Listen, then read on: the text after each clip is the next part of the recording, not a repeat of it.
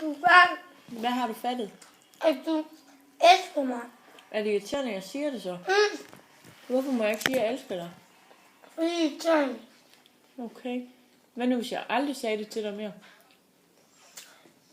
Så gik jeg så, man kan sådan, du er helt udsat. Hvad siger du? Man kan sådan, du er helt udsat. Okay. Er det irriterende at have en mor, der elsker en så meget? Så siger han hele tiden noget, så han næsten ikke kan nå hende. Kan du næsten ikke nå at høre andet, end at jeg elsker dig? Hvis der er nogen, der gerne vil sige noget til mig. Okay, så siger jeg bare hele tiden, at jeg elsker dig. Okay. Hvad skal jeg så gøre? Hvad skal jeg sige i stedet for at elske dig? Så kan du bare sige en gang imellem. Ikke hele tiden hver et sekund. En gang imellem. En gang om dagen. Må jeg kun sige, at jeg elsker dig 1 gang om dagen?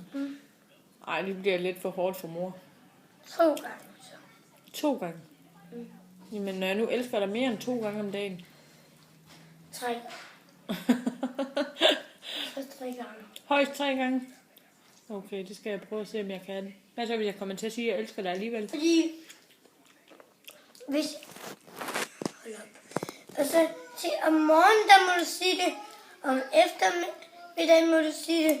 Og om aftenen må du sige det. Okay. Hvad så, hvis jeg siger det 4 gange efter hinanden?